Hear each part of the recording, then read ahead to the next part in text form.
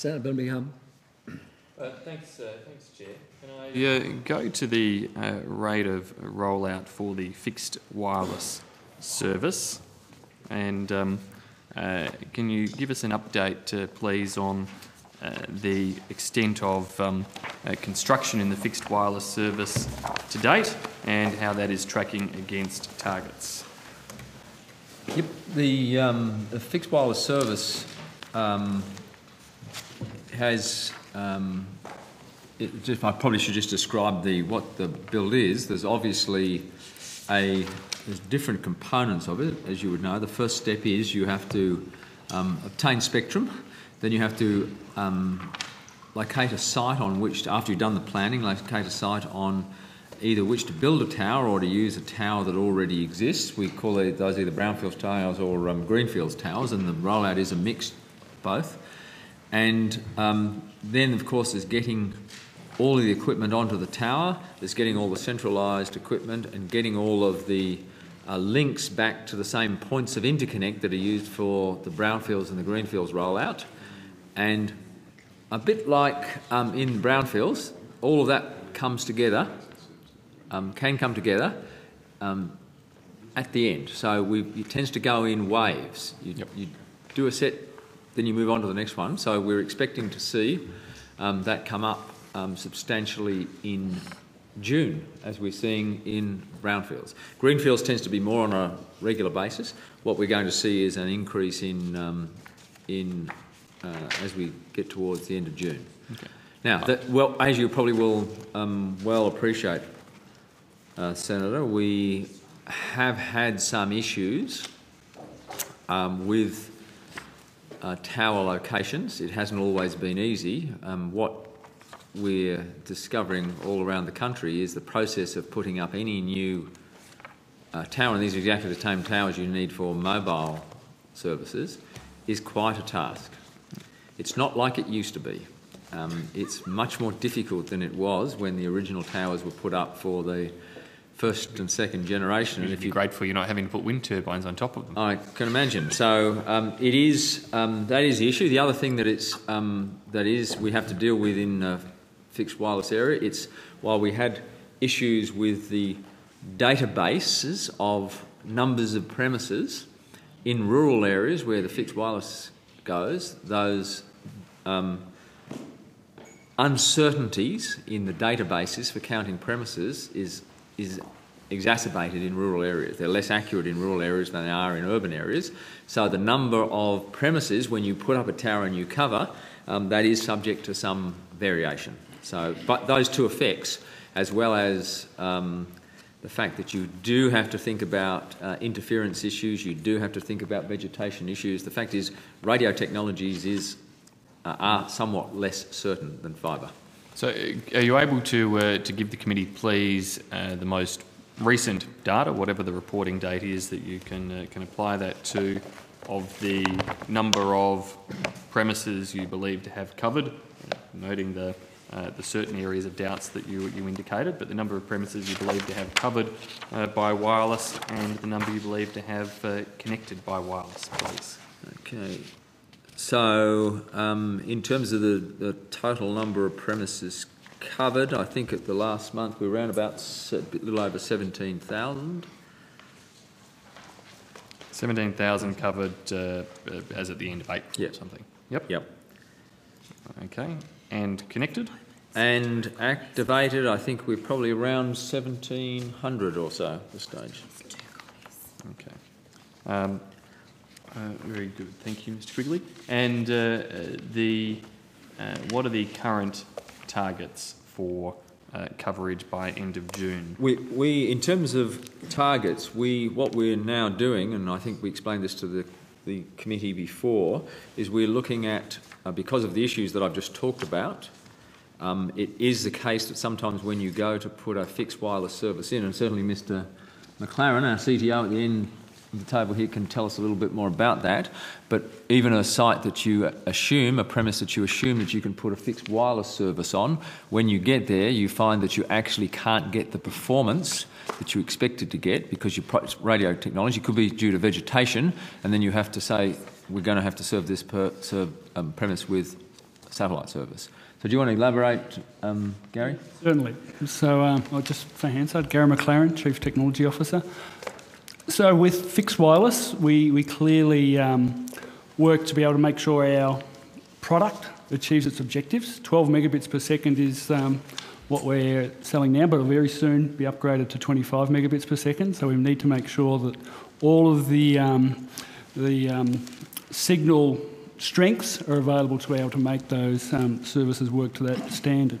When we go and put an installation into a premise, we obviously check for that signal strength, and we have always expected there will be some areas, mainly due to vegetation, trees and the like, that will cause those installations to not be able to pass through that qualification step, and we'll have some that will not be able to fulfil. Now, we are seeing that being slightly higher than we would have originally expected.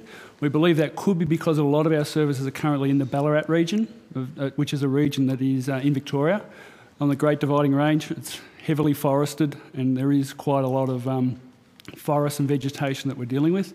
So it is slightly higher than that, and that is meaning that we are having to basically take that order and park it for our satellite service when that's available to be able to deliver those services. So that's what Mr. Quigley was referring to in the terms of being able to service the premises and some of the uncertainties around that. So for that reason, Senator, we are now tending to look at the combined satellite and fixed wireless together, because we have to have some flexibility between those areas to make sure we can serve everybody. I appreciate that, Mr. Quigley, but I mean, you've given me an indication at the end of April you'd covered around 17,000 premises. The revised corporate plan indicated that by the end of June you were looking to have a coverage of around 320,000 premises by wireless. No. No? No. That's probably what number you may be... Sorry, wireless and satellite. Yes. I apologise. Wireless and satellite. So what will the coverage for wireless and satellite be, and how does that, of course, apportion as best you can, noting you're giving a figure of having covered 17,000 by wireless?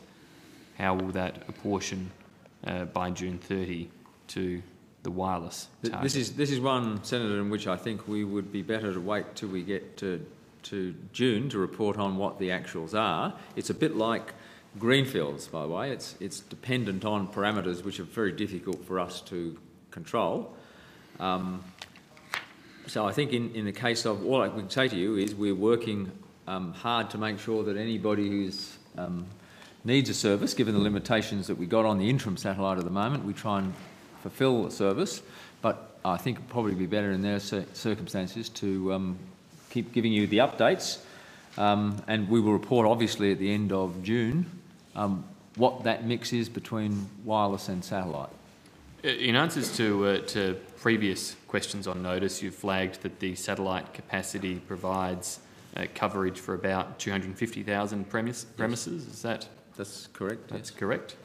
So if that's on that number, by the way, is a number that's applied to us by the department based on the guidelines and rules in terms of those people who are eligible. Obviously, the satellite footprint covers many more people, but that's the number of people who are eligible under the rules that are in place from DBCDE. Yep. Yes. So that I appreciate that. Obviously, the satellite footprint covers a lot more. Yeah. But for the purposes of trying to disaggregate your corporate plan targets, understand how you're tracking towards 17,000, and I appreciate fully that obviously when you flick the switch on a new wireless tower, that's a big new lot of numbers that you add on in one hit. So I do appreciate the context in which you put your answers, and that there may well be a significant ramp up over May and June towards getting to a figure.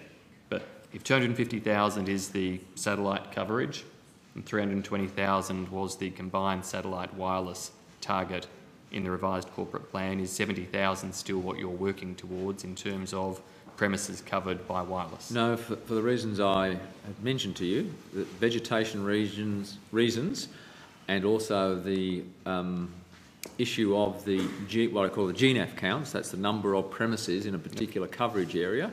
We have had to correct, and we're continuing to correct. So the number we will actually reach is somewhat variable, and the reason it's so difficult to predict is we can put a tower up, but then when you actually got to count the number of premises in there, the GNAF data, this is an area in which it's not as accurate as is in the cities. So that's why I think we would be better placed to keep reporting as we're doing each quarter on where we're up to. So, in other words, what I'm saying you is don't very difficult expect to make ascertain. 70,000, but you don't have a revised target. We don't know until we finish the counting. In fact, this is one of the issues I guess we have learnt in this, Senator. We probably should just say some of these things are very difficult to predict. This is the plan of what we're going to do. We're going to cover, in fact I think we're putting up largely the number of towers that we intended to put up in this period. The question is, how many premises can you end up covering? That's right. That was to be my question as to how many towers do you now have operational to cover those 17,000 premises? I don't have the number of that. Don't know if you do, Gary. It's in the region of approximately 70 to 80 towers at the moment. Live, actually covering in operation at the moment. Yeah. And there is, this is something that has quite a long pipeline. As you're probably aware, you can have issues getting approval to put towers up. I think we've discussed some of those. And in some cases, the previously. tower that you may be held up on is what we call a relay, which means it's serving other towers. So it can have a significant effect. How many towers do you anticipate being able to bring to a live status over the next couple of months? By the end of June, would you know roughly? No, I think we're still obviously got the program, as you'll say. It's a number of issues that we still need to make sure we have in terms of site acquisition, construction and the like to be able to deliver an exact figure on towers. Acknowledging what you could call the premise level issues with towers and their coverage, is the rest of the rollout of the towers proceeding as planned? So in terms of the actual construction and getting them on the ground at the speed that you had envisaged in the corporate plan, are you getting the relevant infrastructure to get to them, to get them connected, to get them built and to get them switched on, done according to plan? Yes, generally, I'd say that all the transit networks going pretty well. I mean, obviously, with every individual project, there are, you may or may not encounter issues, but on balance, we're quite comfortable with the rollout. Okay. So you believe that, notwithstanding 17,000 being the figure at the end of April, by the end of June, we expect acknowledging that it's hard to count, but you're going to be close to your 70,000 somehow. No, I wouldn't say that. No, I'd say this is an area in which I think we have to just advise the committee as we get closer to the end for all the reasons we've said, and we may need that flexibility between the different technologies. As we said, we hit an area like Ballarat where there's quite dense vegetation. What we put as the first priority is make sure we can give people a good service. So this isn't a best effort service. This is when we say we're going to put a fixed wireless service or a satellite service, we want to make sure that we can provide them with 25 meg down, 5 meg up at the Ethernet layer. How are you going to address the issues that these complications you're facing in terms of dense bushland, etc., will have on the nature of your build? Will you have to build more towers to address the gaps, or will you have to erect, or you have to put more people on satellite? We've got a variety of technologies that can be used. Obviously, 3 technologies we're using, which is fibre, fixed wireless, satellite. We have the boundaries are obviously, as we've talked about, quite difficult to be quite precise about at this point in time. So it could be that an area that we anticipated doing with fixed wireless, we may have to do with fibre. That's a possibility. but in terms of the experience at present, as you are now switching on and finding that you're not covering the number of premises you would hope to cover from a tower that you switch on, the solutions for those premises might be fibre, depending on their locality, yes. I imagine. It might be satellite. Yes.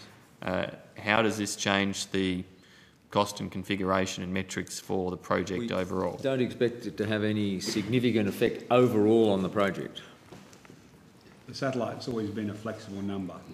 7%'s always been 3443. There's always been a movement there simply because it's impossible to actually estimate. So the 7%'s usually talked about as 3% satellite, 4% fixed wireless, but also the other way around too. It moves just simply because of the metrics that you've just been talking about. It's the nature of radio technologies, largely. There is a capacity to the interim satellite, though, isn't there? There's a capacity to every satellite, but you're actually going to hit up against the capacity on the interim satellite, won't you? Our planning basis, of course, is on the long-term satellites. We are getting closer to mid-2015 when those satellites will be in orbit. Now, your March media release in terms of the March quarter, I should say, rollout update, the media release that went out with your March quarter rollout update indicated your fixed wireless coverage in terms of premises or lots as being 17,300. So in April, no projects came to completion? Yes, that's the, as we said, the nature of it. You're doing a bunch of them, they get done, and that's what we're saying. It will increase by the end of June, but it's relatively static for a month or two. Can you give me any ballpark estimate of how much it will increase by the end of June? No, I think we can advise that when we get closer to that date. Well, it's not quite as simple. I appreciate... It's not quite as simple as flicking a switch, Senator Birmingham, is the point that I think is being made. I'm quite confident it's not, Senator Conroy, and I'm being very understanding of Mr Quigley's... I'm being very understanding of Mr Quigley's explanations as to why... They're good, yeah. Press the switch, but no one was connected to it. Press the button. No one was connected to it. Press the button, Senator Joyce. There's been plenty of switches and buttons. Order. I've been quite understanding of Mr Quigley's explanations as to why it's hard to put a firm figure on premises numbers until you do the count at the end of it. But I would have thought that in terms of having an expectation of how many towers would be completed and activated is obviously still subject to getting the work done, but that you would have a fairly clear idea of how many towers you would have finished and activated by the end of June. Looks like up close. We absolutely will have a very firm idea of the or Tamworth or wherever you're going to hire. Get closer to June. Conroy, Senator Joyce, if you want to have a conversation, order, Senator Quigley. Mr Quigley. It's getting late. Quick promotion. Can I say, Mr Quigley, I do see more of you than some other senators, I must say. But if Senator Conroy and Senator Joyce want to have a conversation, you should go outside and have a conversation. Let's go. Senator Birmingham. It is June in a couple of days, and the end of June is not all that far away. Not long to wait. So. It's not long to wait. Not long to wait, although I would have thought you'd know by now how many towers you might be switching on in the next 32-ish days. Yes, I think, and that's why I think what we can say is there's going to be a substantial increase from the March number to the June number, but this is one that is very difficult to make predictions on. And as I said, we probably... I think as we go forward, we'll be less inclined to make predictions on, given the uncertainties that we've now found in the build. Have any been activated during May? In May, I can't recall if we've actually... We ascertained that the end of April I don't think so. I don't think so. March figure. No, I don't think so. It's going to be a big 4 weeks in June. Yes. We also need to understand that, as we explained, the relay sites, where you actually commission towers, but they would not necessarily increase the coverage area, since they are just building up the links. So we have towers who are just for transport purposes. Thank you. I think Senator Fawcett has some satellite questions that might need to I hope flow so. on if you're I am dying happy. to answer some satellite questions. Yeah, I've got some satellite questions myself, so I'll go to them, then I'll come to Senator Fawcett. Minister, I've heard reports that the demand for the interim satellite services are really strong. What's the capacity of the interim satellite? Do we need to have a look at that? Look, thanks, Senator. And this was a matter of some discussion over the last 12 months, and I think at the last Joint Parliamentary Committee we had some particularly uninformed commentary again. So I just thought I'd put on the record, demand for the interim satellite has been extremely strong, which is not surprising given the superior nature of the service available compared to the previous Australian broadband guarantee. But I did want to remind you of Mr Turnbull's claims in February last year that the government should not be launching new satellite services, and I quote, "There is more than enough capacity on existing satellites to provide broadband services to the several 100,000 customers in rural and remote Australia." What a cracker. Clearly, this is not the case. NBN Co has acquired the vast bulk of cost-effective existing satellite capacity to deliver better interim broadband to 48,000 regional and rural Australian homes and businesses. This compares to the hundreds of thousands of homes and businesses which will be served with NBN Co's long-term satellite.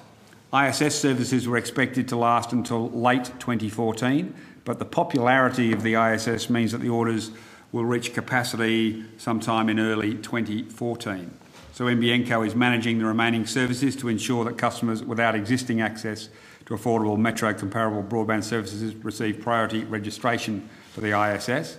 As you'd know from the last Joint Parliamentary Committee, NBN Co has investigated options for expanding the available capacity available on the ISS. Without going into commercially sensitive information, I think it's worthwhile updating the committee because there was a demand from, I think, Mr Hartsucker that we should just pay and no matter what it cost. So I'm happy to update.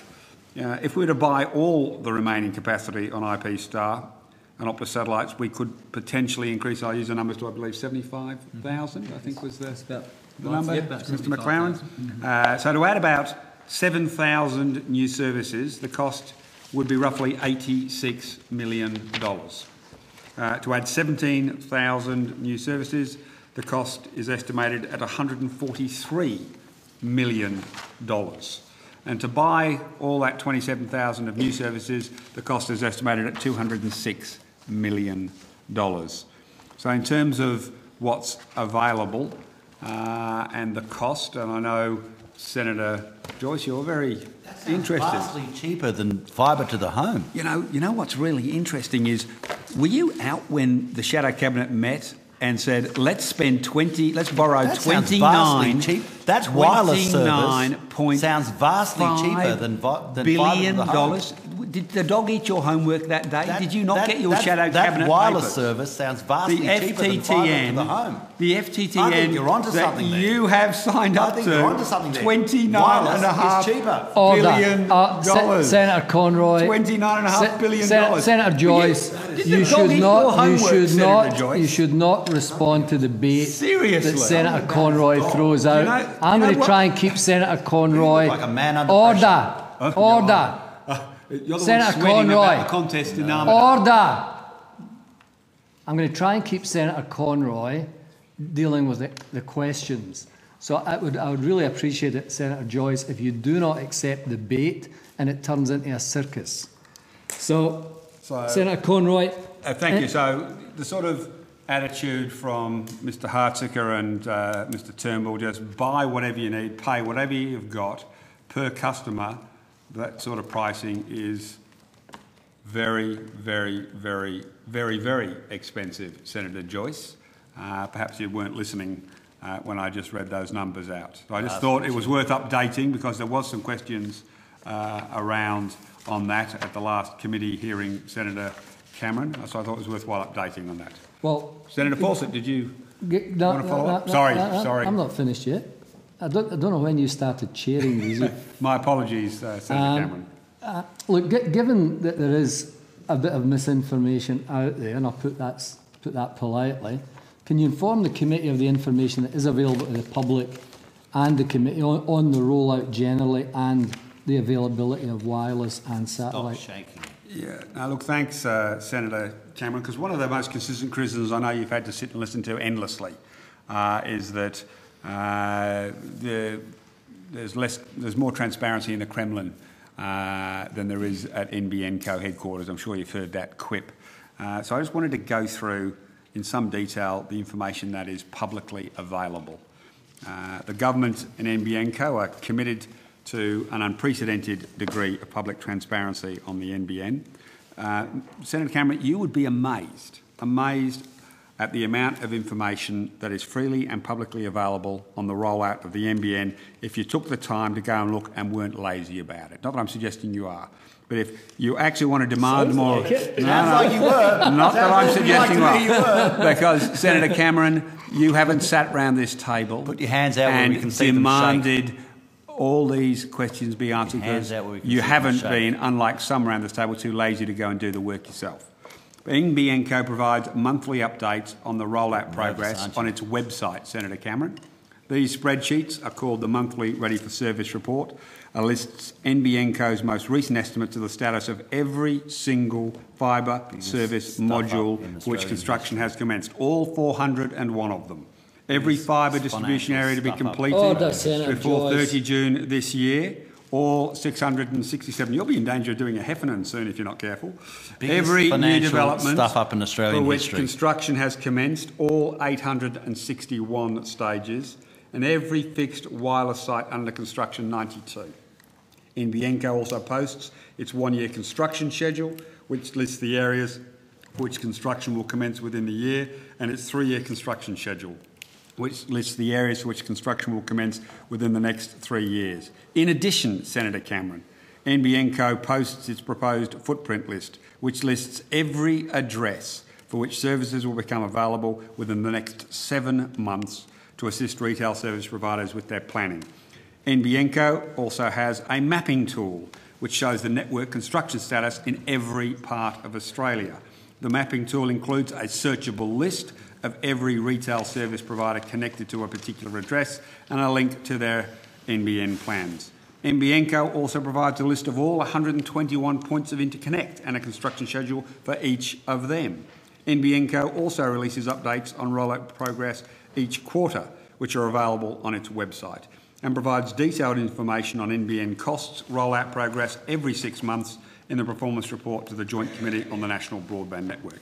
In fact, Senator Cameron, the deployment information provided by NBN Co on its website is so comprehensive that, and I should congratulate this individual, JX I think it's pronounced, on Whirlpool, has developed a website called myNBN tracker that enables users to track the detail of the rollout in their area, all using publicly available data.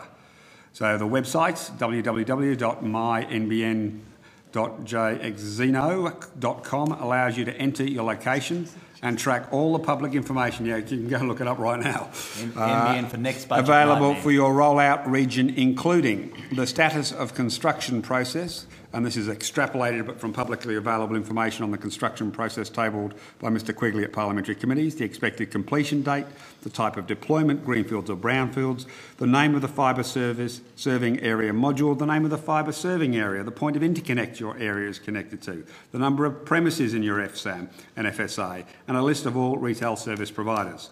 It's just remarkable, Senator Cameron, what you can do when you take the time to have a look and do a little bit of hard work. And that NBN Co's website is a good place to start. Thanks. GBEs, I'm sorry, I'm not quite finished. I regret to say, Senator Cameron, there's an awful lot more information available publicly. GBEs are not required to release publicly their corporate plans, but this government has released both NBN Co corporate plans containing detailed financial and deployment information, once again on the website. NBN Co also posts on its website its annual reports, which include detailed financial and deployment information. NBN Co also posts on its website detailed information about its special access undertaking and wholesale broadband agreement, including related documents such as its network design rules. NBN Co's executives routinely attend Senate estimates hearings, joint committees of the NBN, providing detailed information if they're ever asked it by any of the opposition senators, Senator Cameron, and literally answer hundreds of questions placed on notice. At the last Joint Parliamentary Committee in April, Mr Quigley detailed the cost per premises passed, connected, a detailed breakdown of capital expenditure, including contingencies, a detailed breakdown of operational expenditure, detailed information on pricing, usage and take-up, and detailed deployment information across all stages of the construction cycle. And finally, Senator Cameron, unlike most incorporated government companies, NBN Co is subject to the FOI Act and releases information under this Act regularly. And also available on its website, the Board Charter, the Audit Committee Charter, Communications Committee Charter, etc., etc., etc. Chair, there is a wealth of information on NBN out there freely available for all to access. Could I, however, just before I finish, apologise to the monster for saying gigabit instead of gigabyte. I really did find it awful to be described as Mr Cobb. He'll understand. Okay, thanks, Senator Conroy. Not quite the Kremlin. Senator Fawcett. Thank you, Chair. Mr Quigley, could you update the committee on your negotiations with the ITU and other commercial providers about your 4 orbital slots? I may pass this one to Mr McLaren. So first of all, I'd like to clarify we are not negotiating with the ITU. Mr McLaren, I'm not sure if you contributed before, but for Hansard, could you just say your name and I can again, yes, Gary McLaren, Chief Technology Officer. Okay, let me rephrase the question. Your application to the IPU and your negotiation with the other commercial providers.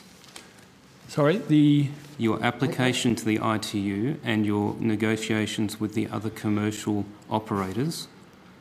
So could you update the committee on the process of your negotiations? So it's not an application. What we do is we inform the ITU of the details of our satellite. We put the details on a register that is maintained by the ITU. We actually do that process through the ACMA here. The ACMA handles that process for the Australian jurisdiction, and the process is essentially effectively a coordination that is done between all operators of satellites around the globe. So when we put that filing in place with the ITU, we're basically giving notice to the satellite industry that we are going through a process of launching a satellite.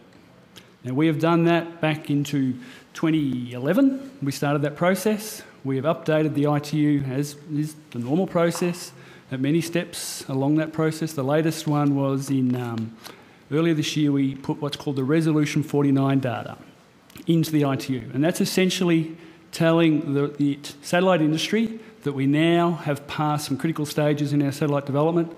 We have passed what's called critical design review for the satellite. We have arranged a launch service provider. As many people will be aware, we're using Arianespace as our launch service provider.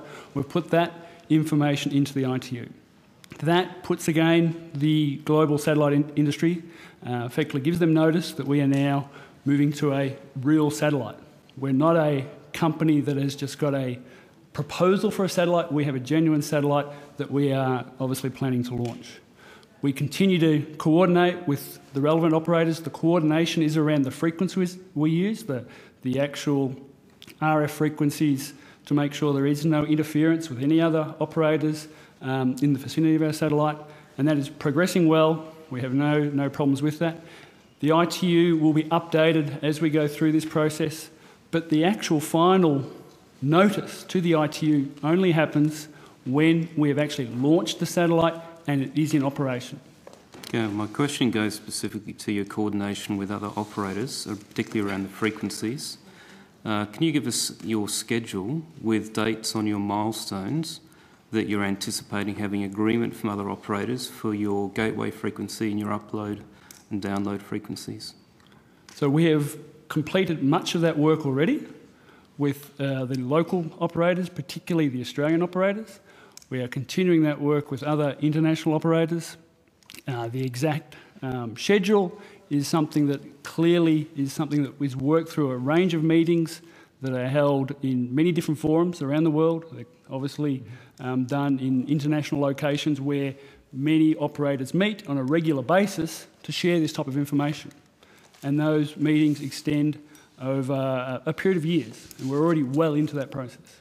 That's not the question I asked, Mr. McLaren. I'm interested to know what is your time frame that you need to reach agreement in order to meet your launch date? There is no... Just decommissioned one of their satellites without ever getting final agreement from everybody. I'm not sure what you mean by agreement. We are not negotiating any legal contract of any type with any other operator. Okay, satellite operators I've discussed this issue with talk about the design... Satellite operators, there's only one that you could be referring to, but keep going. Just keep going. The process of both antenna design and also frequency selection, particularly antenna design, is closely related to the slot, the orbital slot, which has ended up being decided on, as well as your ground segment location.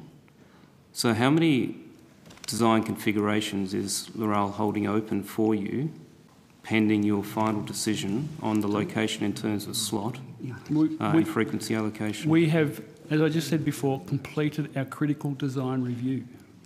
We have a design for the satellite that we are now proceeding with. Is it still correct that there are 4 slots that you've indicated to the ITU that you're interested in using? In our filings, we have given notice of 4 slots, exactly. But at this point in time, you don't know which 2 you will end up using for your 2 satellites? We certainly do know which 2 are our preferred slots. And that your is preferred slots, but you don't know if they're the ones you'll end up actually using? They are our intended slots, absolutely. Okay. They're intended slots, but they're not the ones that you know that you'll be using. That is what we're proceeding on the basis of using those 2 slots. I can actually, if you give me some time, I can actually give you those slots. No, I don't need to know the actual slots. That's that level of detail is not appropriate or necessary. The issue is that if you haven't actually firmed up the slots and your antenna design is locked in and you need to use a different slot, what is the degradation in performance for the satellite, or what is the cost of holding open the antenna design prior to launch until you've firmed up the slot? We see no reason why we'll not be able to use the slots that we're proceeding with.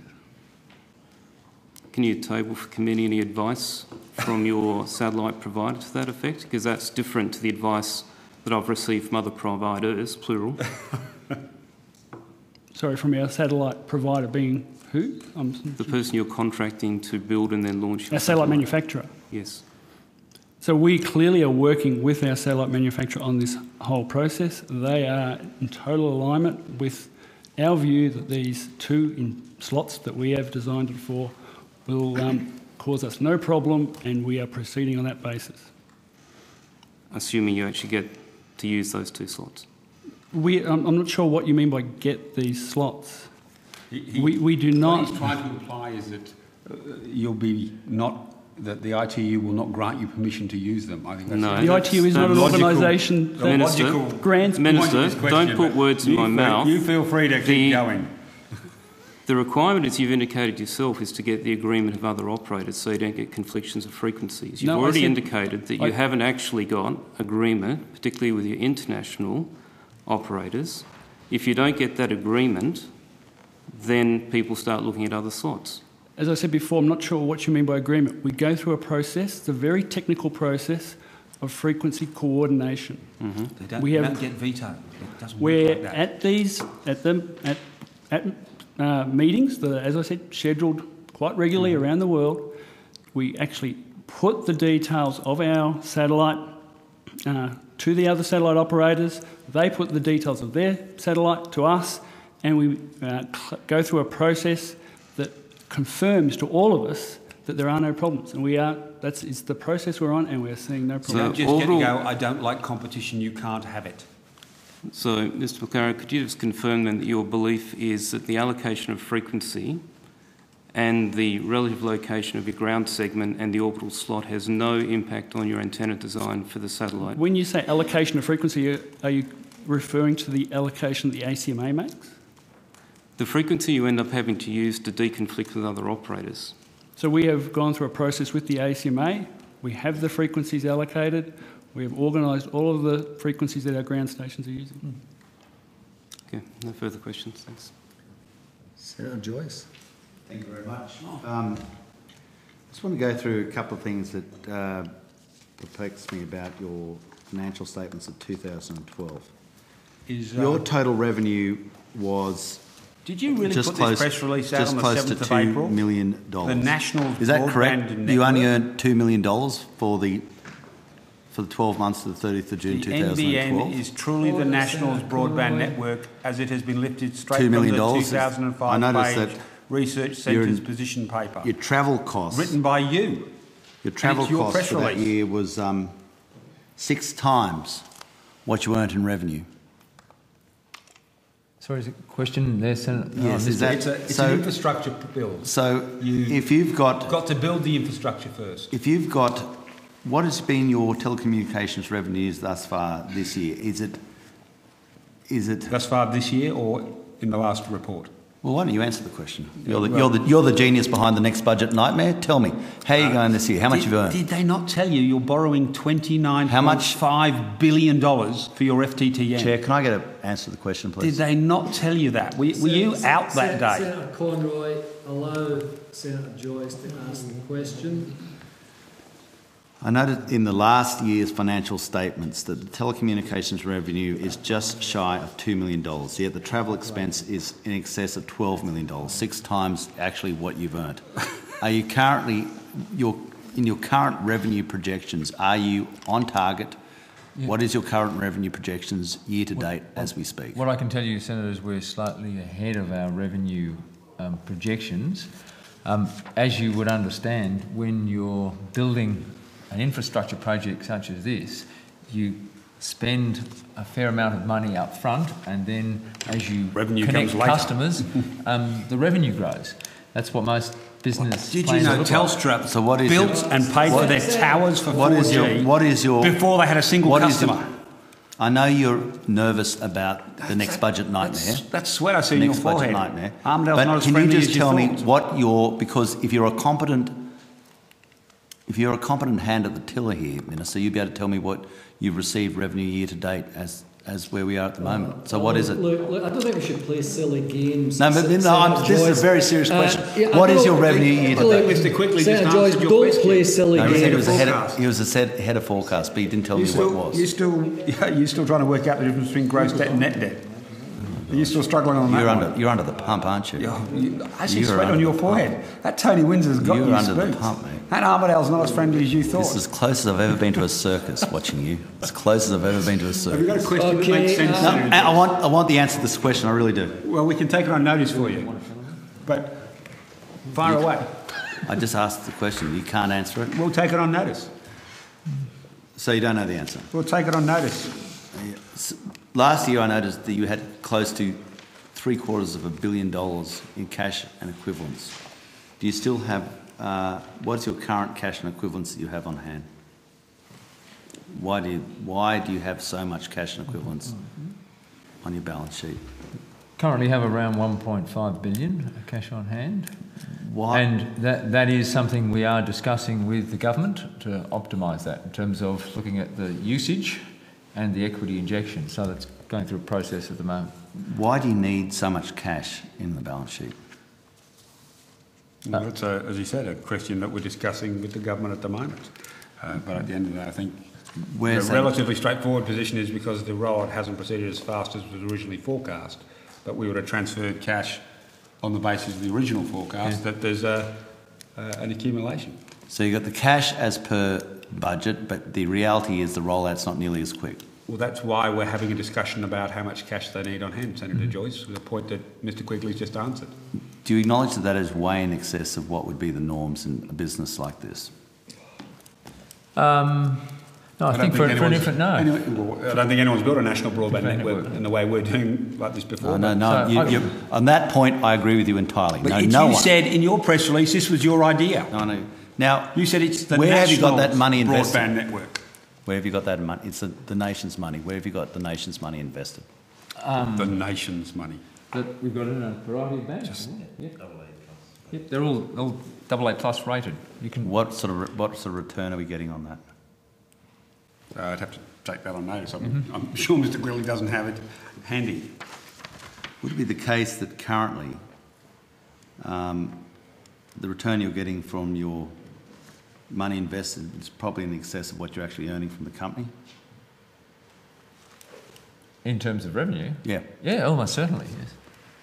So you're making more money as a bank than a telecommunications company at the moment? That's what happens when you're doing a start-up infrastructure project, Senator Joyce. You are a genius. This is going to be a Give the man a beer.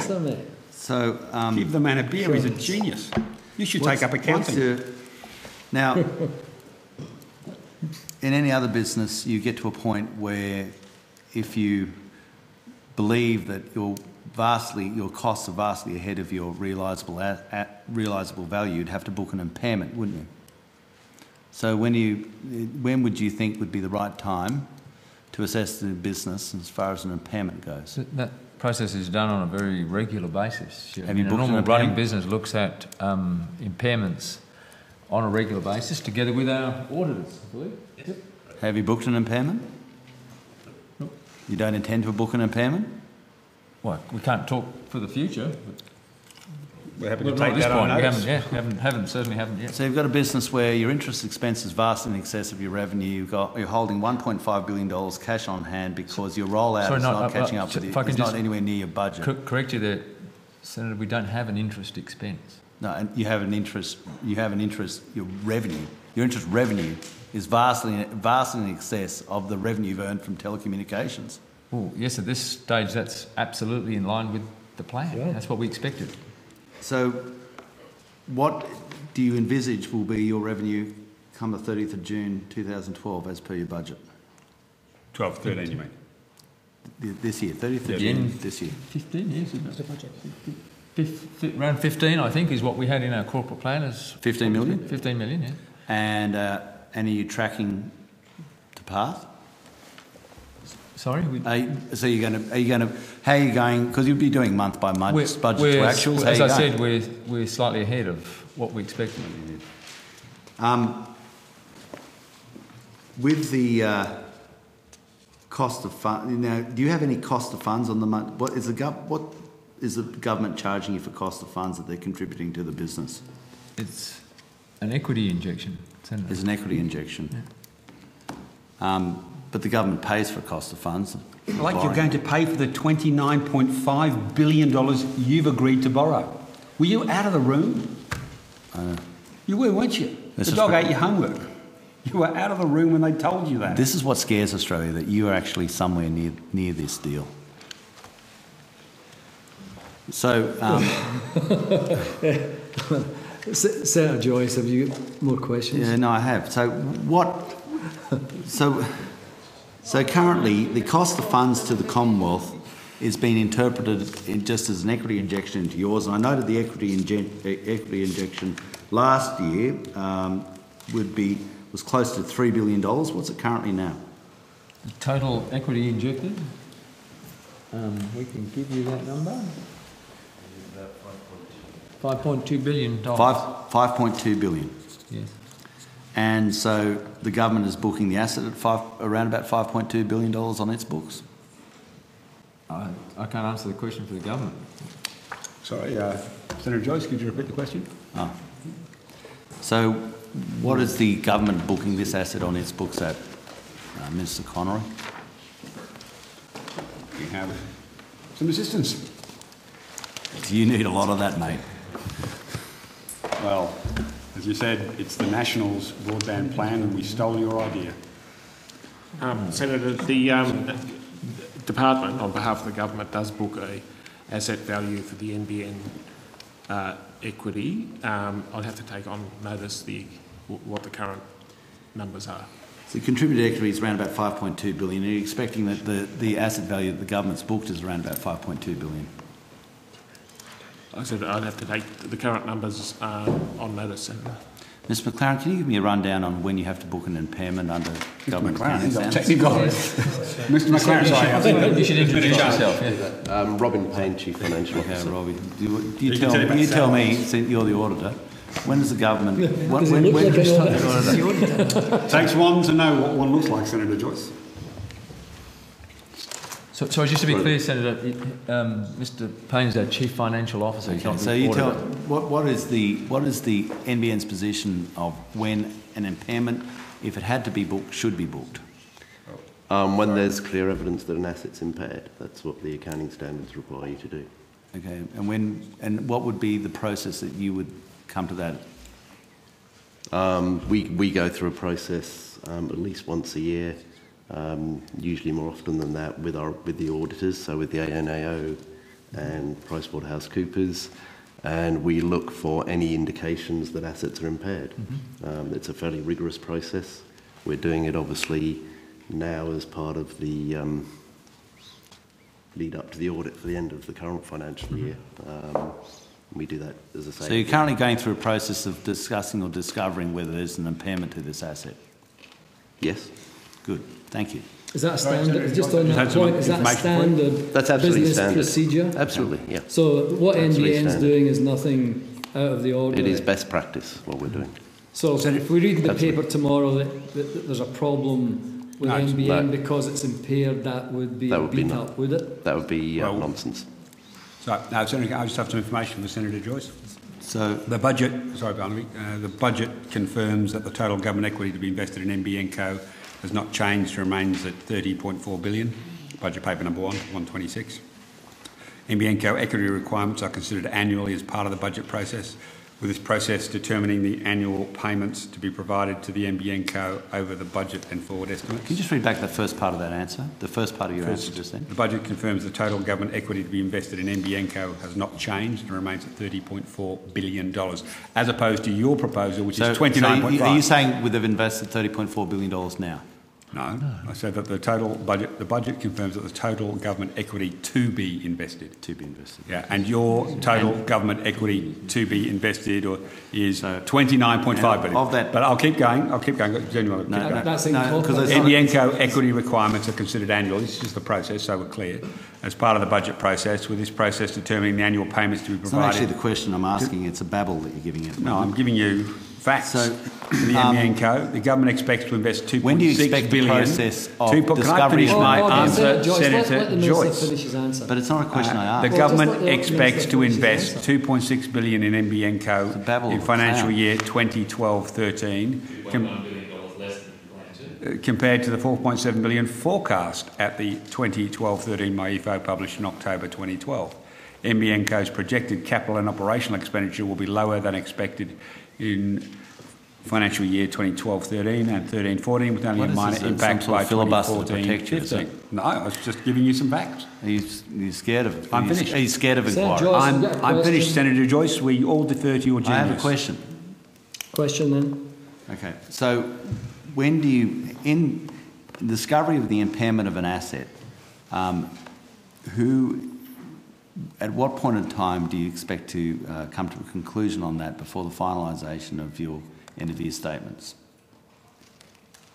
As I say, that's a process that we review usually 2 or 3 times a year with the board and the audit committee. So they'll do that in the Has normal course that of business. board and audit committee met for that process at this point in time? They haven't met to approve the 30th of June 2013 accounts, no. When do you expect to have that meeting? After They did for the last They did for the last set of yes, accounts. absolutely. But It's an for the current regular set, process. they haven't, Well, the obviously, year hasn't because finished. we haven't finished the year yet. So probably after the 30th of June, is that a good guess? Yes. And And I'm not an accountant, and I knew that.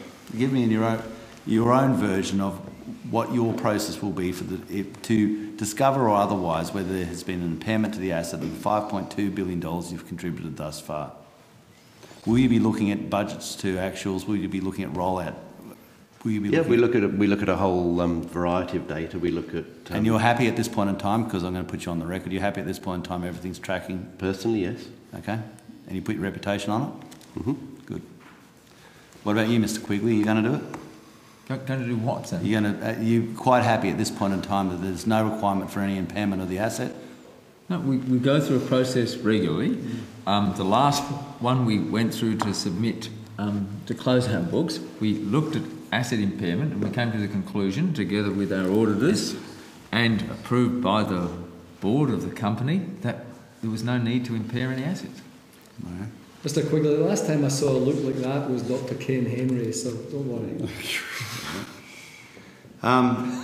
To be fair, Barnaby's actually asking questions about Senator Essence. He deserves congratulations. Your trade and other payables at this point in time is what figure? Oh, what, sorry? Your trade and other payables? I'd have to Currently in your liabilities. Off the top of my head. I beg pardon? I'd have to take that on notice. I don't know it off the top of my head. With the just on a question is, how many people have you actually got connected up in Armidale now? I can probably find that for you, Senator. Just hang on one moment. Take a break. You have to, there's 4 or 5 different... the problem is... add them all up. I think it's well past 1,500, heading towards 2,000. 6,000 people. So it's tracking on it, but I haven't seen a count recently.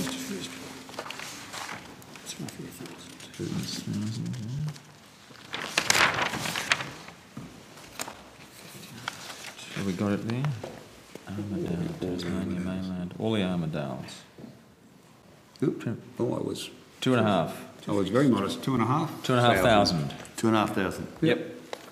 Would Armidale be the highest proportional connection rate of any county? No, as, you've heard me say often in the Senate, Wollonga and Kiama are competing for that, but Armidale is well ahead of our forecast. How many premises? That's 2,500. About 22%. That's 22, 23%, I think I saw.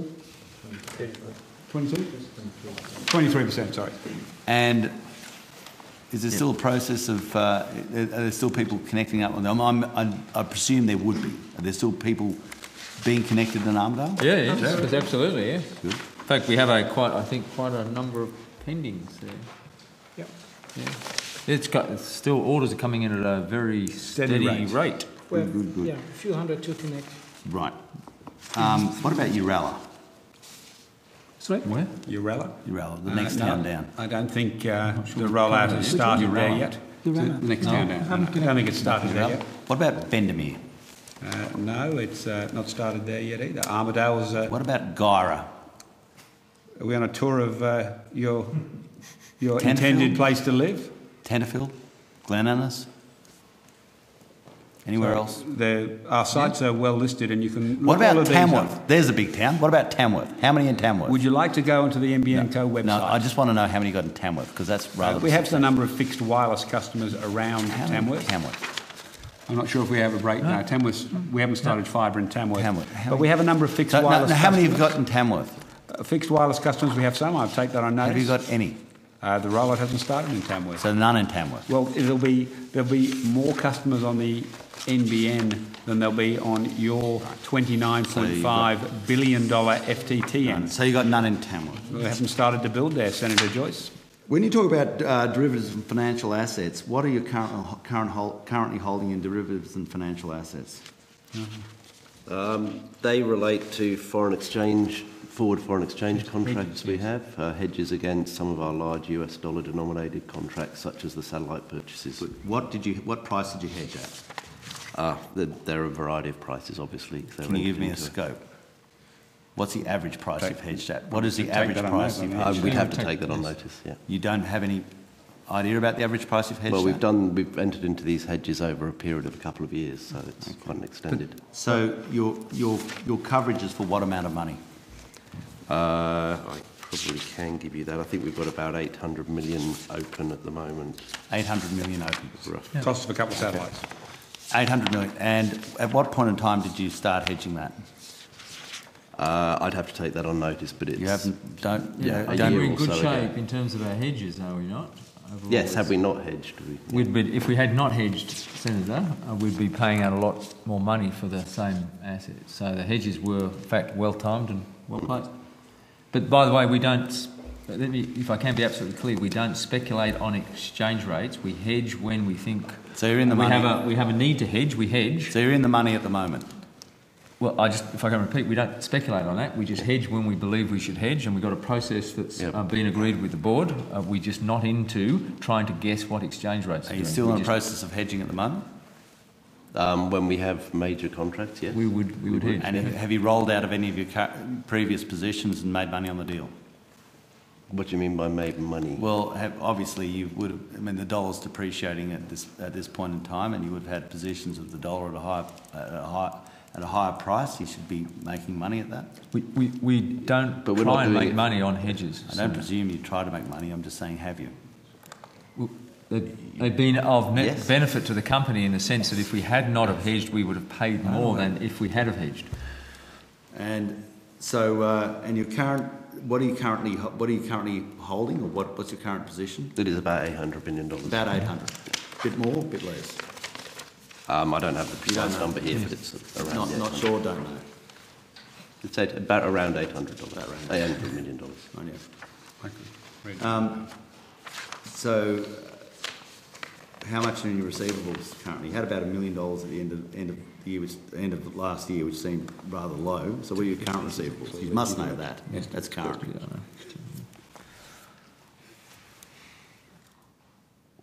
I don't have the number. You don't know off the top that of my either. head. You don't know? Not off the top of my head, no. Notice, Okay. Senator Joyce. Well, I mean, I'm talking. You are at estimates. I'm talking to you are the senior financial officer, aren't you? Yes. Property, plant and equipment. That's static. You should know that. You must have done a reconciliation. Senator Joyce, you'd have to have the entire financial accounts from the questions you're asking to be able to ask Well, I'm all talking of to the these senior questions. financial officer and the minister and the CEO. I thought that one of them might know.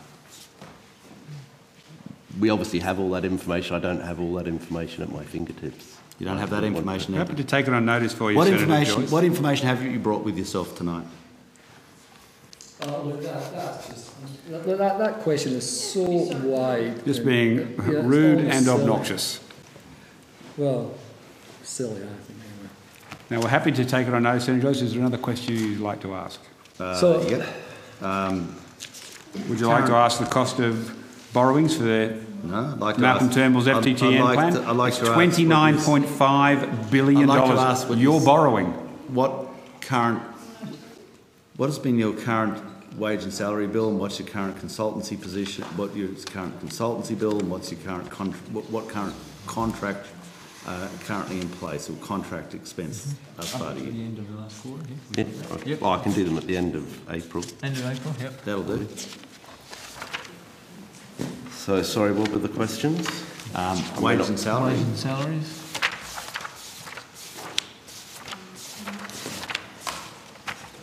Well, staff-related costs, about $295 million. That's year to date? Year to date. 295 million is wage and salary. Yep. Contractors. Well, that's included in That's that, included so- in there. 295 is wage and salary and contractors. Okay. And in regards your contractors, how about obviously superannuation's all paid up to date? That's all included, yes. Okay. So what is do you have any other contingent employee liabilities? For things like long service leave Long and so on. service leave? We do, yes. I don't know if I have that exact balance with me. But I'm pretty sure I don't have that level of detail. We'd have to take that on notice. Right, yeah. And what has been for your salary and wage salary and wage component? What has been your average day sick leave? 10 per employee. Average day, I don't have that detail. You mean the... Yeah, average day is off. The actual... Generally runs around about 10 days. So I'm just trying to work out what it is in yours. It's always a sign of basically the morale and the attitude inside the company. Well, I think that's a bit simplistic and naive, to be honest. But anyway, Yep, we can Take it on notice. get you that information, Senator. Have you had any discussions with contractors, because I have, who've basically said that the cost of driving fibre to the home is just going through the roof? We've had discussions with Senator our Joyce. contractors regularly, weekly. Is it running to budget? Senator Joyce, if you had, and you're not a member, I don't think, but if you'd attended or read the Hansard of the Joint Parliamentary Committee recently, you'd see that Mr Quigley tabled a range of costs for fibre to the home. They were between 2,100 and 2,500, I think, which were within the forecast for the budget. So you're saying that your cost of rollout of fibre to the home is running to budget? I think what Mr Quigley said is that they had 3 billion, Mr Quigley, 3 billion in contingency. They've not touched any of it in the $37.4 billion. So they're running to budget? Yes, we no reason to change the total capex numbers that we had projected in our last corporate plan. And we have, as we revealed at the last Joint Parliamentary Committee, we have 10% of the capex as a contingency, and we've preserved that. All right. What's still your expected? 4 minutes. Okay, I'm good. What's your expected? Is your expected completion date? What is it? Has it changed at all? No, it hasn't. We're still at I'll see how you're mid 2021. 2021. Yes. And what percentage completion will you be by the end of the financial year? Percentage completion? Well, we just said in terms of the brownfields rollout, if you're combining brownfields and greenfields rollout, the number we were forecasting was between 190 and 220,000 premises. So we've got still a very long way to go over the next 8 years. I think we've got. So you have, but you're working up on to between 190 and 220 by the 30th of June. Is that correct? Correct. And by what about is then there'll be almost 1 million under construction or completed. What's your and the ultimate number of premises that you believe between fibre premises close to 11 million, roughly 11 million by mid 2021. Because of course there's what a ramp up is. You're so financially smart. I'm sure you know what a ramp up is. Yeah. The 11 million. That's it. Good luck. Well, we have stolen your plan. I know you're still sulking. I mean, what's your press release that said it's the Nationals broadband network? Stolen from the Page Research Foundation. No, Senator Joyce, have you got any further questions? Not of that claim. Okay, Senator Birmingham. Thanks, Chair. Just following on one of the financial issues that was partly touched on then. Mr Quigley, can you explain to the committee what the change in spending and investment profile of a big echo of NBN Co will be as a result of the reduced equity? Oh, you're not really still going to run on this rubbish, are you? Sorry, I'm not sure. In fair income. I'm not sure I understood the question, Senator. Say again. Senator Conroy, at least for 2012-13, highlighted in one of his answers to Senator Joyce the reduced equity contributions from government to NBN Co. Yes. That reduces by, as against the myEFO at the end of last year, to the budget papers recently handed down in 2012-13, $2.1 billion reduction in equity contribution. In 2013-14, $1 billion reduction. And in 2014-15, a $0.4 billion reduction. Mm-hmm. What changes to NBN Co's expected expenditure and costs have warranted and necessitated or justified that reduced equity contribution from the government? Obviously, the rate of the reprofiling, the largely the brownfields rollout, and we're also seeing, as we talked about before, the greenfields.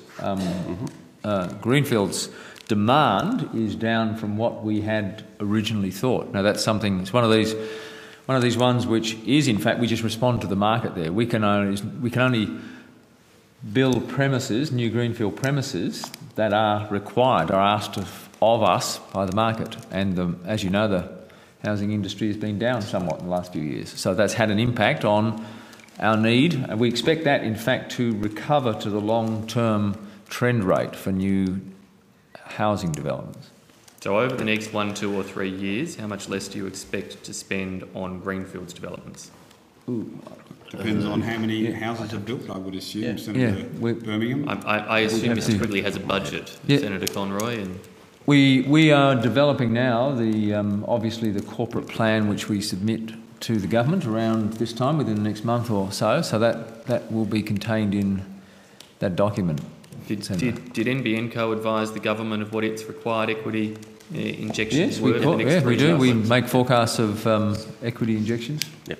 Right. And so what parameters specifically were you changing to justify those reduced equity injections? Just the general ones we talked about, which is we've obviously reprofiled the brownfields rollout. I'd say there's probably slight ups and downs right across the board. There are. Transit, satellite, fixed wireless, brownfields, greenfields. That's all contained in the quite substantial There's analysis that we do. Well, there's obviously some big elements in And there. the big elements are the because we're talking reprofiling. billions of dollars here. Big elements are the reprofiling of the brownfields rollout. Okay, so to what extent? And greenfields. So to what extent is the brownfields rollout reprofiled over the next 3 years now compared with what was forecast in the myEFO handed down late last year? I think we'd have to take We'd that have to one on take the notice notice, to give you the numbers on that. Can you give me some ballparks here at all? I mean, you've got the Chief Financial Officer here. They said they've taken You're on here, notice. Mr. Quigley. Surely we can get some indication out of the $3.5 billion over the next 3 years less that the government is now giving to NBN Co as to what it is that you're not doing in the next 3 years that you expect to be doing beyond the next 3 years. Well, Senator, question does make sense. The process we're going through is the one that you would expect us to go through, that we're developing our next version of our corporate plan, which we take to the board. The board needs to approve that. We then submit it to a shareholder. So I think it would be, at this point in time, until that's finalised, I really wouldn't like to put a number on the table because we haven't gone through that board approval process and then submit it to the shareholder.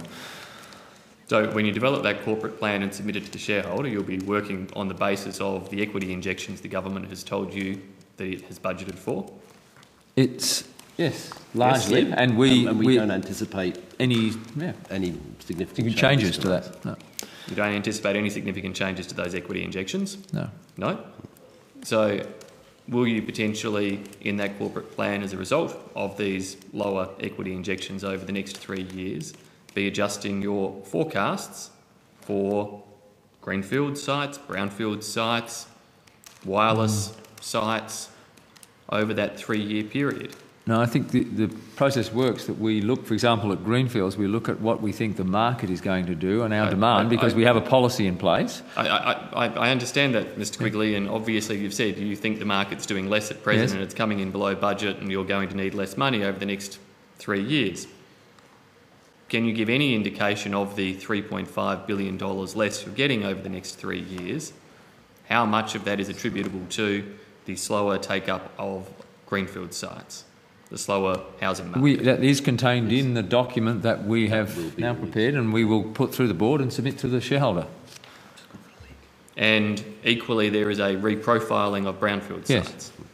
Is that reprofiling in addition to the 3-month delay and change to forecast that you announced a few weeks back? No, that reprofiling takes into account that 3 months delay that we've seen at the beginning of the program. It takes into account that 3 months delay, but also reprofiles the build over the next 3 years compared with what you had previously planned. Yes, as we said, with the end date remains at mid-2021 because what we had in the previous profile was a ramp up, which in fact went up and then came down slightly and stayed flat at a slightly lower level over a period of time before it then tailed off towards 2021. What we're now doing is we're getting up to that peak and holding that.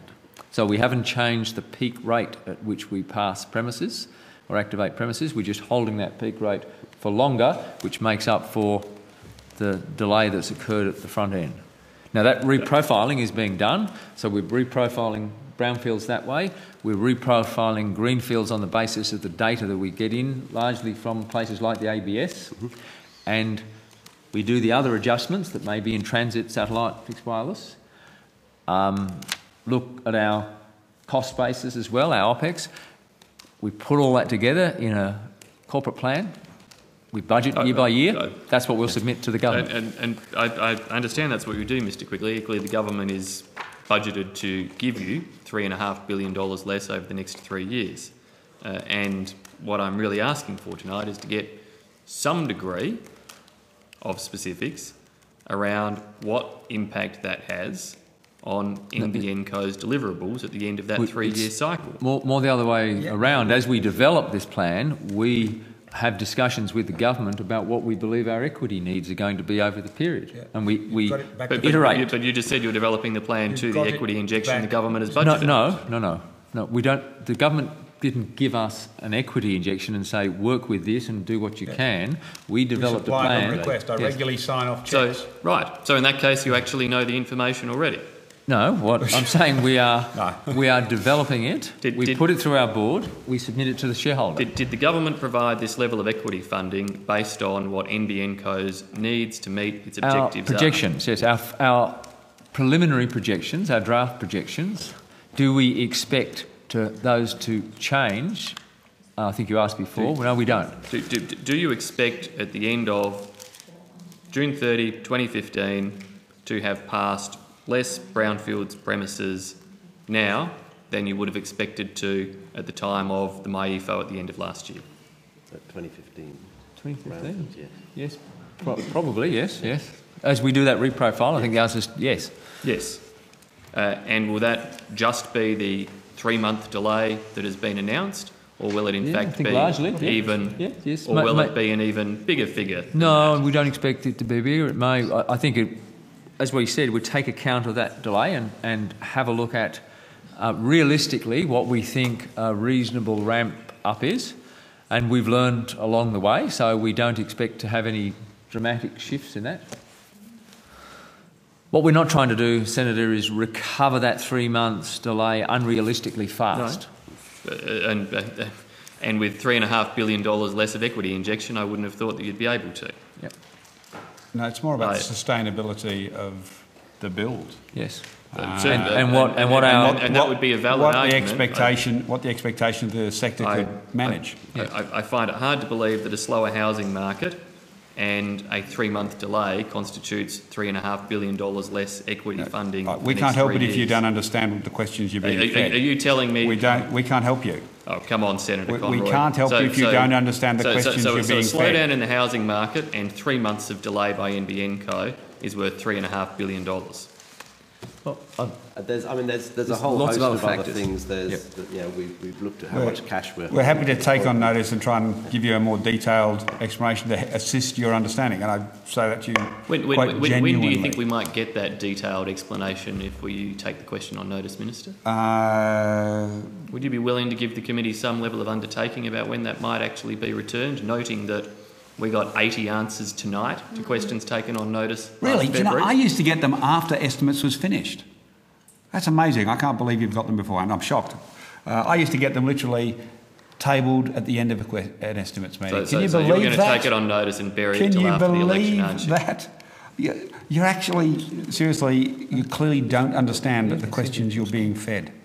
You're going to take it on notice and bury it No, after the election. I'm offering to take it on notice. Senator Conroy, if I've got the question so wrong, then you can give us the answers quickly, can't you? Well, hopefully on this one we can relatively quickly, but would you like us to take it on notice to try and assist you? I'm not going to I've been very patient, but Senator Birmingham, unless you've got questions, the questions have been taken on notice. I'll move on to another issue, Chair. Okay. I would appreciate perhaps some support in getting Senator Conroy to commit to give answers in a timely way. The Minister's entitled to respond whatever way he likes. He's entitled to take it on notice. I would just hope we might actually get the answers in a timely manner, not Well, not in I'm October. happy to go with some questions if you've had enough. I'm happy to move on, Chair. NBN Co recently announced it was paying $9 million to transact to buy its fibre to the premise network. Sorry, Senator Birmingham, could you start the question again? NBN recently announced it was paying $9 million to transact to buy its fibre to the premise network, connecting, as I understand it, 8,500 houses. When do you anticipate or expect this to be approved or not by the ACCC? That I think we won't try and predict timetables from the ACCC. That's fraught with that's just a fraught with danger. What processes are you up to with the ACCC? Well, we've had, I believe, some preliminary discussions with the ACCC. We'll submit. I'm frankly not aware. I'll just look up here. I may have some information that tells me just where we are with that process. No, in fact, I don't have details on the ACCC approval. process. So Okay. we'll submit it. It's a process we have to go through. They have to approve the deal. What, if any, upgrades are needed to the Transact network before it can be connected to the NBN network? We have to bring it in line largely with our architecture. So the fundamental civils are there, the fibres all usable. Almost certainly some changes to equipment. Do you have a budget or rough cost as to what this will be? Yes, we will have worked that out. I don't have that with me, but yes, we will have worked all of that out and made sure that it was, in fact, net positive for us. Otherwise, we wouldn't have done the deal. Does the Chief Technology Officer or Chief Financial Officer, I anybody, don't have the number. have an indicative cost? No. But what we can tell you, Senator, is when you look at the cost we paid for the civil infrastructure and you look at the cost of the upgrade of the equipment that's required, that total cost will be less than it would be if we built it from scratch ourselves. It's pleasing to hear. I suggest the private sector can do these things in an efficient way. When will the NBN Co be counting this network amongst its premises past? Sometime later, not certainly in the next month or two. Will it be not until you've received the ACCC approval? Oh, certainly, yes, absolutely. Certainly not until then? Yes, not absolutely. until the necessary network upgrades are done? Absolutely, yes. What are you worried about? It's just important to understand statistics that are used sometimes, Senator Conroy. It's not beyond you to add things. You're worried we're going to sneak them in and claim them? Just making sure we understand entirely the situation. We're not Senator planning on Conroy. it, Senator Birmingham. Just understand the situation. We're not entirely. planning on it. How long would you expect the upgrades to take once you've received the ACCC approval? I can't tell you that. I don't think it's a particularly difficult job. Oh, well, it'll take a number of months. Yeah. So, sorry. A number of months. A number of months. Okay. Thank you. Given the cost effectiveness of purchasing the Transact network, why did the NBN abandon the build, operate, transfer model that had been applied for greenfield sites? Well, you've got to remember this is a transaction where we're purchasing some, if you like, civil infrastructure from an operator who decided really, and I think Mr Malone, who runs IONET, who now owns Transact, he's on the public record as saying they don't want to be an infrastructure owner. So his purchase of those assets and the price at which he was willing to sell them is not an easy equation. You shouldn't assume that he's selling them necessarily at the cost to build them. Are you suggesting he's selling them at a discount? I'm not suggesting anything. I'm just saying you can't draw a simple conclusion that because we're buying them less than it would cost us to build them today, that they could be built by the same people who built them today at a cost lower than ours. I don't believe that would be the case. There are also media reports that NBN Co and Telstra have come to commercial terms on 5 FSAMs where Telstra did early design remediation work. I did read that story as well, which was news to me. Anyone want to confess? Kieran, you haven't said a word tonight. You don't get paid. Come on, fess up. Have you been dealing with Telstra, not telling us? No, it's not. He's on the record. You've got to say no now. Is there any truth to those reports? Was it in the financial review? You're as curious as I am, Minister. So. Was it in the financial review? If we were to do any transactions we do, we announce it at the appropriate time. But what I can tell you is there's no transaction we're announcing at the moment related to that. Are you in any negotiations for 5 FSAMs? Such? I think the document was an internal proposition. My recollection of the story in the financial review was that it was an internal Telstra document that indicated that there was no business happening. Okay, so there are no such discussions underway, Mr. Cricket? What I can tell you is we have a range of discussions with various people in the industry at various times to explore a number of options. You'd be shocked how many people try and flog us things. Yes, some of them lead to something, some of them don't. It would be improper of me, I think, to speculate on things that may not be concluded or may never be concluded. Okay. That's probably clear enough for that. Can I ask about the rate of contracting at present in terms of the totality of the project? What percentage of let's start with what's actually been achieved. Of the raw numbers you've given us tonight, in terms of the number of fibre premises that have been passed, what percentage is that of the total target number of premises to be passed? You're talking about to the end of December to mid-2021? Correct. We've got to divide that number we've given you by roughly 11 million. Yeah. We can do that. That's fine. I'm pleased to say. In terms of what percentage or what number of premises passed have you contracted to have done? In terms of that's on the public record. We've announced various deals with a number of suppliers, and those numbers I think were in the press releases, the media releases we went out with. I don't have the numbers off the top of my head. All on the website. Yeah.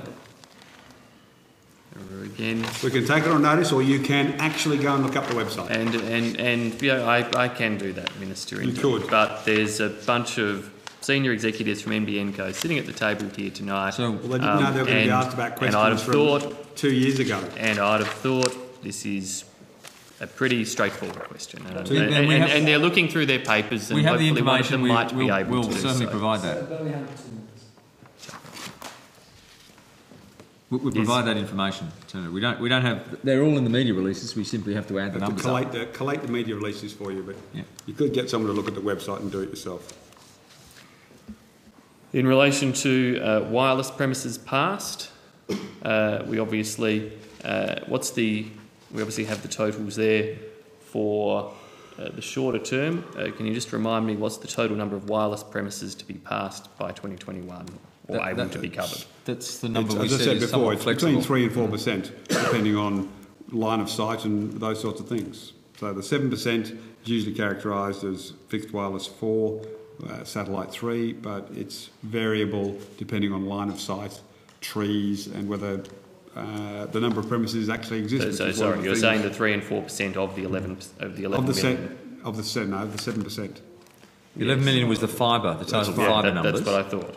So there's a roughly 12 million in total. Sorry, 12 and right. So there are about 1 million premises to be covered by the satellite, and fixed wireless, slightly less. Thank you. 1 million, which we can obviously again calculate from the figures you've given us tonight. Yep. Similarly, in terms of contracted fixed wireless coverage, what percentage of your targets or what numbers have you got contracted already for fixed wireless coverage? It's a one-off build for the contracted $1 billion plus. If you want to know how much we've already spent and committed, I think I added it up not that long ago. It's over $5 billion in contracts. So the contract for fixed wireless is to cover all of the fixed wireless services? No, I don't think so. Not all? May not all build. I would have to check, but I'm not sure it's all of them. I thought there was pretty close, is it? No? Yeah, I thought it was $1 billion, 1.2, 1.2 for the build. Yeah, for the total? Yeah, it's close to. Yep. So the contract is close to the I don't remember the exact number. Close to the target. Mm-hmm. Right. Thank you. Are the media releases that you've provided in terms of the number of contracted builds to be undertaken, can they be broken down easily by state on the data that you've published? Largely. It's done at a national level. Is it? Yeah. But the contracts we've placed generally at the state level, we've nominated which states. Right. Yeah, absolutely. Yeah. Yep. Should be. Can you, just in case, because there seems to be a little bit of doubt on your side of the table, can you, in taking it on notice, provide, please, in terms of contracts let to date for fibre rollout, what proportion of each state would be covered by the contracts already let? Yes, should be able to do that. Thank you very much, Mr. Quigley. Okay. Thanks, Senator Birmingham.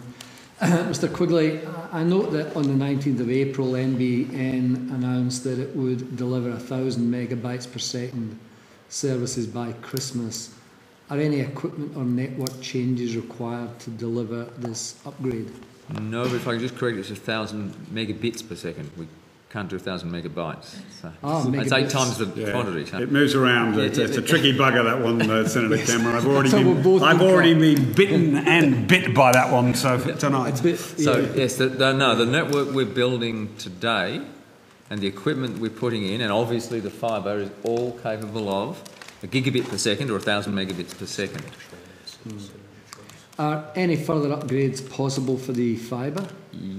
We don't need to upgrade the fibre. You can upgrade the equipment on either end, and you can get a huge amount more capacity out of the fibre. It's virtually unlimited. The fibre? The fibre is virtually unlimited. 400 megabits a second uploads impressive. Is this upgradable as well? Yes. So same, just get the equipment? It's just the equipment on either end. The fibre can carry speeds, capacities in both directions. Same capacity in both directions. There's been a recent alternative policy announcement with no mention at all of uploads. How many pages was that document? How many pages? Do you know off the top of your head? Not many. No, there was actually a lot of pages and not one word on upload. You're right. Are upload speeds of 400 megabits plus possible on copper-based networks like fibre to the node? My answer would be no, but I'll turn to my Chief Technology Officer. I think he'll say no as well. No, it's not possible. So. And what is the total amount that the government's investing in the NBN? The equity injection is $30.4 billion. So has anyone ever come to grips with this 90-odd billion figure that's been promoted in the press? Not sure the basis of that. Our number is 30.4 billion in equity injection and 37.4. Correct? Our latest CapEx number. Yep. Yeah. Now, there's been some discussion already today about the cost of a standard installation of NBN to the home. What's the cost of a standard installation to a householder? Zero. Nothing. It's part of zero. It's zero. Free. Yes. So the argument we heard earlier that there was a cost, there's no cost to actually give people the access to the NBN. That's correct, unless the only circumstances standard installation, no cost. Yes, there is another policy that if somebody is outside the fibre footprint and they would like a fibre service, they can request it of us, and we'll give them a quote. And it's called a network extension. Got a couple of people who've done that. We got someone who's done that. Yes. And there's been other figures bandied about for the cost of a fibre to the node connection. Does anyone have any information about that?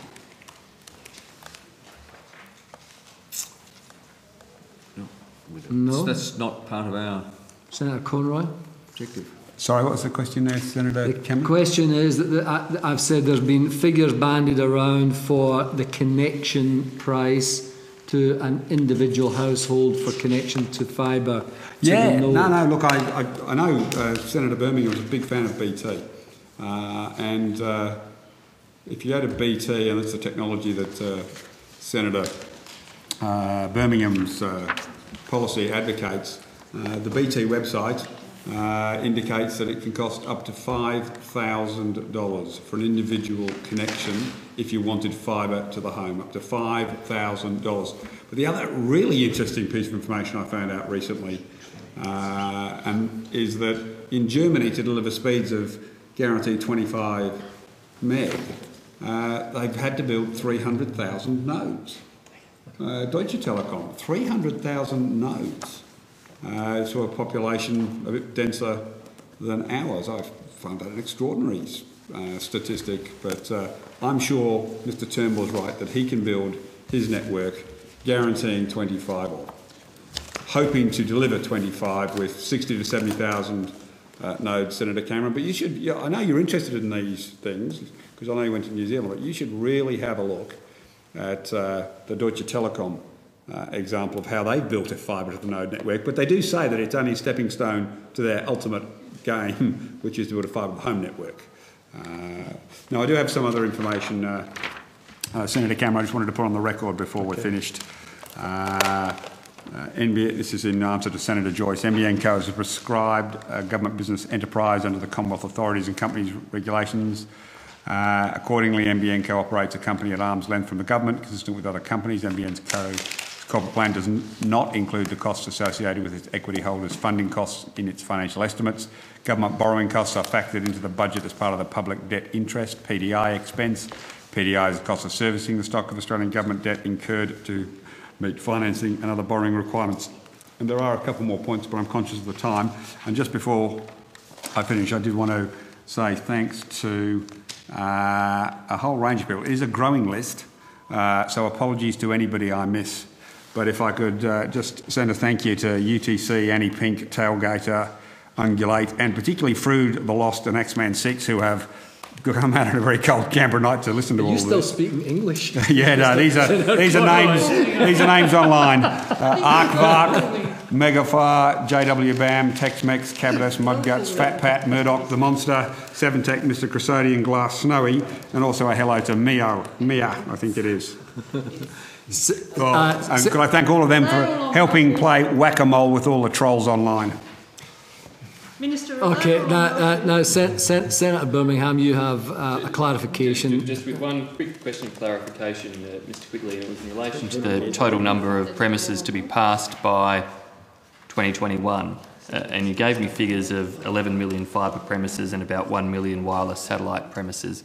Can I just check the 2012 corporate plan indicates 12.2 fibre premises and a touch under 1 million satellite wireless premises. Is that with the correct? New development? Sorry, yes, with the new.